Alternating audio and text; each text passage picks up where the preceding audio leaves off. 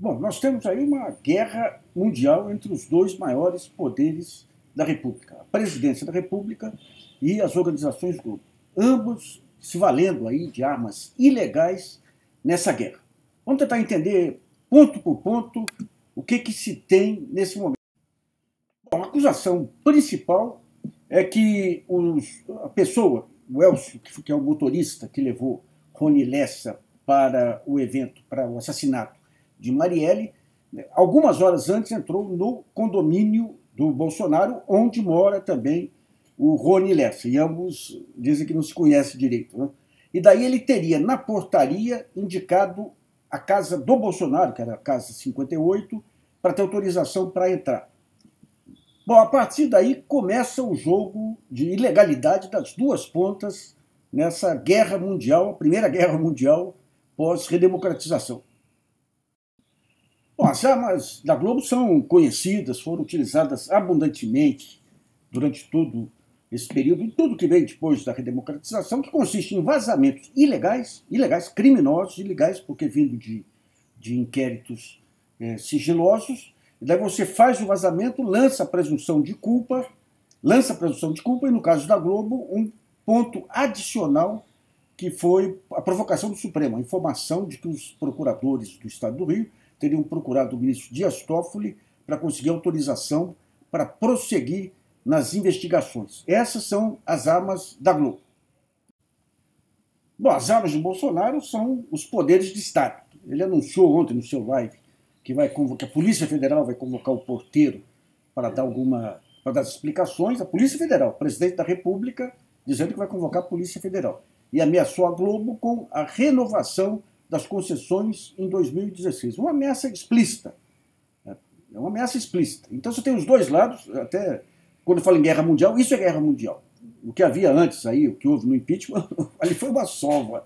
Ali foi o Mike Tyson com o Faniquito lá brigando, porque a desproporção era grande. Então você tem os dois lados utilizando as armas da barbárie por culpa do que o Supremo Tribunal Federal permitiu que esse país virasse quando fechou os olhos para os abusos da Lava Jato e para os abusos do impeachment. Bom, vamos ver as provas aí então. De um lado você tem a declaração do porteiro. A declaração em si não vale nada. A gente sabe no Brasil como são feitas as salsichas, as delações previadas e as declarações de testemunhas. Então o que bota são as provas objetivas. Até agora foi apresentada uma, que em papel, onde teriam acontecido as anotações de entrada de veículos, onde está fixado lá a placa do veículo e a casa para quem foi feita a ligação. Tem outras comprovações que não se sabe se foram levantadas ou não, que é a ligação do porteiro para a casa, que pode ser levantada ou através do PABX interno lá, ou de celulares. Mas aparentemente o vazamento ocorreu antes de completar esses levantamentos aí, dando margem a interferências possíveis nas investigações. Agora, o grande ponto central da história é o mapa das ligações de Bolsonaro com as milícias e especificamente com o escritório do crime, que foi o responsável pela morte da Marielle. Bom, ontem eu mostrei aqui um mapa complexo aí de todas as ligações que a gente levantou entre as milícias, apuradas em várias operações aí do Ministério Público Estadual do Rio, da CPI, das milícias, tudo com a família Bolsonaro, que é um emaranhado enorme. Eu vou agora dar uma limpada naquele mapa para pegar especificamente as ligações das pessoas diretamente envolvidas com o crime, com o assassinato de Marielle, com Bom, vamos pegar então os dados aí, que você vai ver. Você tem lá o capitão Adriano Magalhães da Nóbrega, que é o chefe do escritório da morte, que teve mulher e esposa, mãe e esposa, empregadas pelo Flávio Bolsonaro. Você tem o Rony Lessa, que é o assassino quase certo aí da Marielle, que morava no mesmo condomínio do Bolsonaro, algumas dezenas de metros de distância. Você tem agora o Elcio Queiroz, que é o sujeito motorista que levou o Rony até a cena do crime, que se reuniu no condomínio do Bolsonaro algumas horas antes aí, e tem essa declaração do porteiro que tem que ser checada. E tem o Diaca, o sujeito que descartou a arma, que tem fotos com o Bolsonaro. As fotos em si são o de menos aí, mas é um conjunto de evidências de ligações dele muito, muito nítida.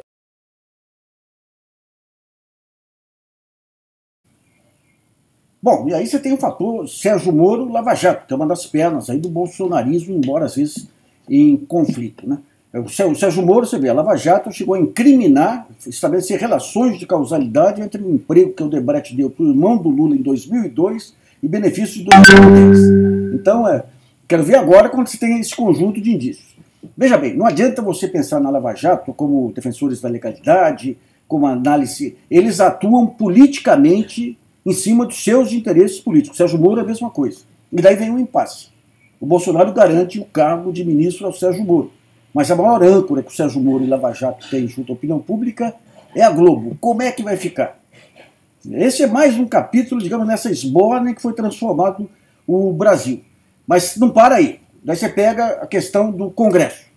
Até agora o Rodrigo Maia, presidente da Câmara, tem suportado Bolsonaro, mas tentando pegar o protagonismo das reformas. Mais uma vez, quem é o maior sustentáculo do Rodrigo Maia é a cobertura dada pela Rede Globo também. E, finalmente, tem-se a grande incógnita, que é o Supremo. Bom, nós estamos entrando agora numa zona absolutamente imprevisível. Essa guerra mundial entre a Globo e o Bolsonaro é irreversível. Nos próximos dias, os dois lados vão continuar suas demonstrações de força. O Bolsonaro convocando as suas milícias digitais e milícias reais em todos os cantos do Brasil, e a Globo fazendo valer uma rede nacional aí para mostrar para esse enfrentamento com o Bolsonaro. E quando você pega a Globo, inclusive com essa ameaça aí de tirar a concessão da Globo, você pega também um conjunto de coronéis políticos que são representantes da Globo aí em cada um desses estados, né? Na reportagem a gente já disse, o Jornal Nacional tentou forçar essa posição do Supremo Tribunal Federal. Esse posicionamento vai depender de duas coisas. Primeiro, análise de documentos.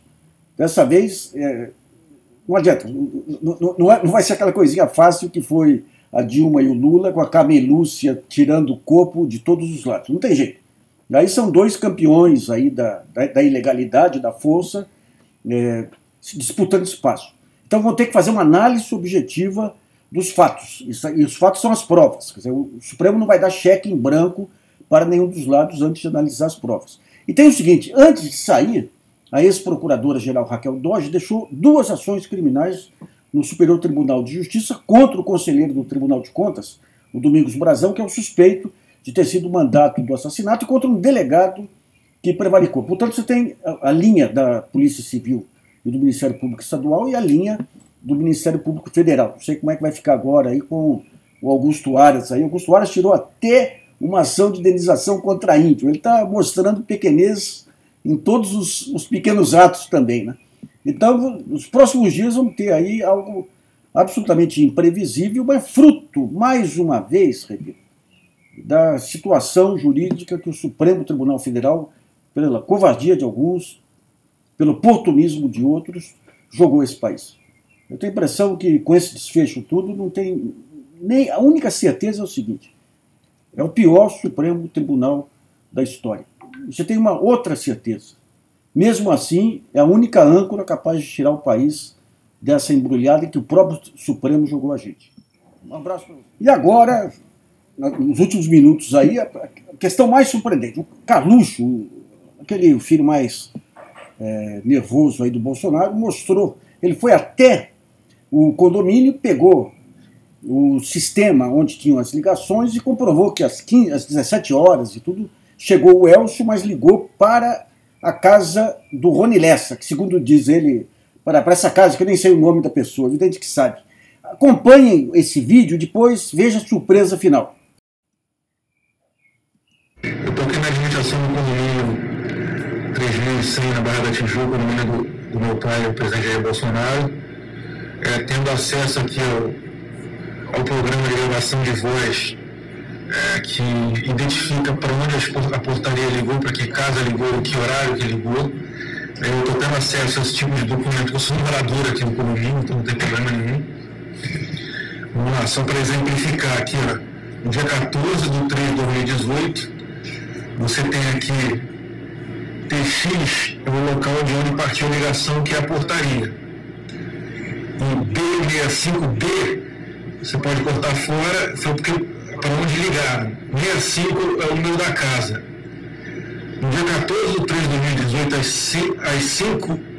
5h13 da tarde, você tem uma ligação para a casa 65, que seria a casa do Rony Lessa, e não para a casa do Bolsonaro, que você vê que nem antes nem depois você tem uma ligação